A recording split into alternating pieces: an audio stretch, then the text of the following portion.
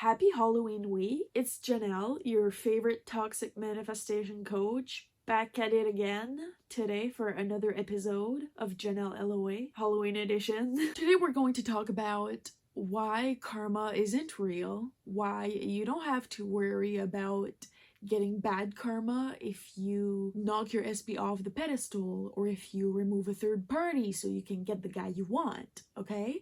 You don't have to worry about getting bad karma for any of it. Now, you guys might ask me, Janelle, like, what does karma have to do with Halloween? How is that scary? Well, it is scary, sweetheart, because I'm about to tell you that karma isn't real, or it doesn't have to be if you assume that it's not. And that's kind of scary in a way, because what's stopping us from being bad people then? What does that mean?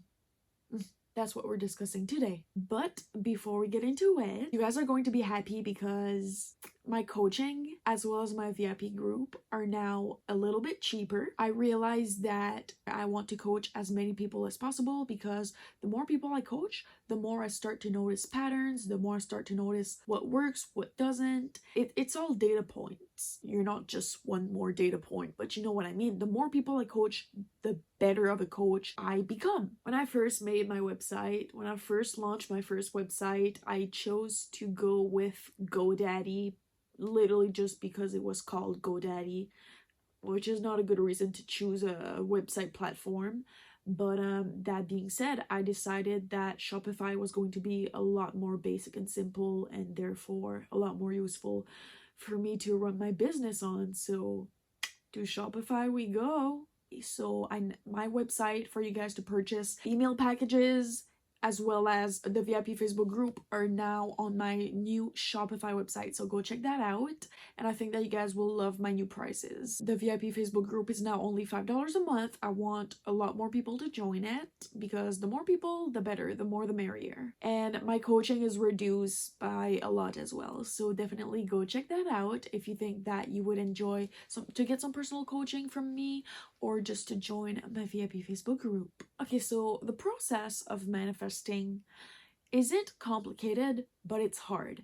And we certainly don't want to make it any harder than it already is by adding extra variables. Naturally, thinking that we may have to face some bad karma just because we manifested what we wanted is something that can cause us to have even more resistance than we already would have if we didn't even think that. So I want you guys to start abandoning the idea of karma. And I know that it's hard if it's something that you've always believed in, if it's something that you like have a lot of attachment to, if it's something that you want to be true.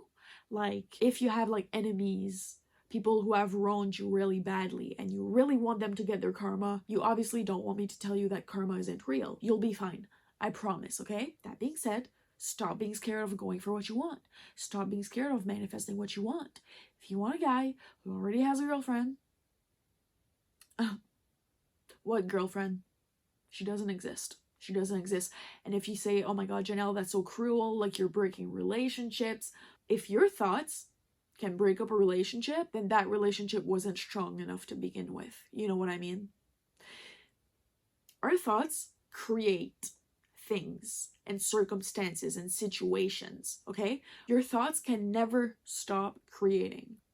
So it's either you manifest stuff on purpose or by accident. It's either you try to take control of your thoughts and manifest what you want, or you let your thoughts roam free on autopilot and you manifest a bunch of random shit, okay? Which means that you could break up a couple by accident. What's the difference between doing it by accident and doing it on purpose? I promise you, you can have whoever you want. Taken, married, not taken, not married, okay? I also want to say that if you're watching this right now and you're getting the cold sweats because you're like, I don't want anyone to steal my boyfriend, just affirm that nobody can take what's yours in your reality. And you'll be fine. Your assumptions about the world become true. So stop worrying about karma and just always assume in your favor no matter what. Karma can't affect you if you assume that it can't. And if you want to get revenge on someone, you can literally manifest. And I'm going to say it since this is Halloween week, so I can get a little bit spooky and evil real quick. Just assume that bad things are gonna happen to them. I will say though that, generally speaking, most of the time, revenge doesn't feel as good as you thought it would. Like, it doesn't even accomplish what you thought it would. Success is usually the best revenge, but at the end of the day, you're gonna do what you want to do. I think that today's video topic also applies to the fact that you guys tend to think that you're going to get some sort of punishment from the universe for doing things wrong. No, not if you assume that you won't. Let's say that you go a whole day without affirming, either because you're feeling unmotivated that day or you forgot. Just assume that you'll be fine, and you will be.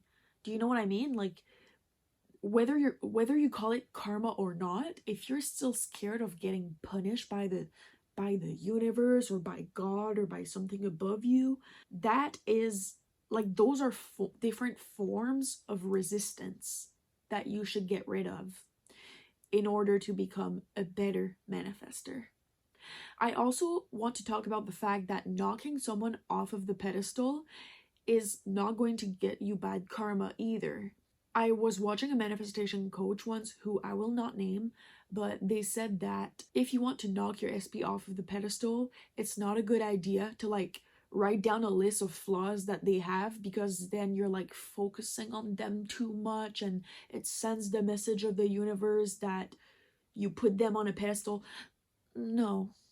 The universe is not going to punish you for writing down your SP's name. The universe is not going to say, wow, you're clearly putting them on a pedestal still if you wrote down a list about flaws about them. No. I've actually done the writing down a list of flaws of my SP to knock him off the pedestal, and it worked really well. I highly recommend. You don't have to be scared that the universe is going to be like, bad girl, you clearly still care about him if you took the time to do that little exercise. No. No, just no. The only thing I will say is be careful, because you don't want to like reinforce flaws that you wouldn't want to deal with if you were dating them. So like, well, for me, when I did that exercise, it was because I didn't want my SP anymore, but my ego still wanted him, and I was tired of thinking about him 24/7. So I was like, there came a time where knocking him off of the pedestal so I could stop thinking about him became more important than like getting him. Do you know what I mean? But let's say that you still want your SP, so you're not trying to manifest flaws in him by writing down a list of his flaws, you know, but you still need to knock him off the pedestal a little bit in order to be able to get him. You can do like a less intense version of like the writing down flaws about your SP exercise.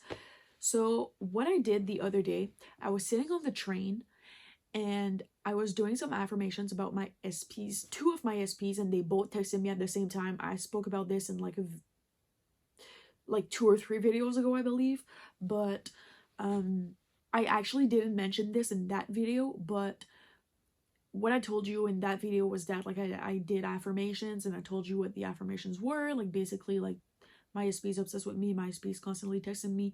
But there was a third affirmation that I forgot to mention, and because it wasn't really the topic of that video, but since we're already on the topic of like knocking off an SP, the third affirmation that I did was, it's, so let's say that his name was Michael. I was like, of course he's gonna text me, it's Michael. It's Michael. Just like the it's Michael, or like it's any name, like it's your SP's, insert your SP's name here, is like so powerful, because you view yourself as a little bit superior to them. Just a little bit. Not too much, just a little bit. Try it, let me know how it goes, and no, you don't need to be scared that you'll get bad karma for doing that. You won't. Okay, stop like idealizing your SP to the point where you're like, oh, like, a universe, like, please don't punish me, like, Michael, I love you, I miss you. Do you know what I mean? That's kind of the whole point of today's video. Like, dial down the fear of karma a little bit, dial down fear in general, dial down, you know, the empathy a little bit, you know. Think about it, philosophize on it. Are you letting the fear of karma or fear in general be a barrier that stands between you and your desire? I hope that you guys enjoyed today's video. Thumbs up if you enjoyed it. Sorry, I know that it was a little bit all over the place, but I wanted to make a video on karma. Subscribe to my channel if you haven't already. Thank you guys so much for watching, and I'll see you next time. Bye bye.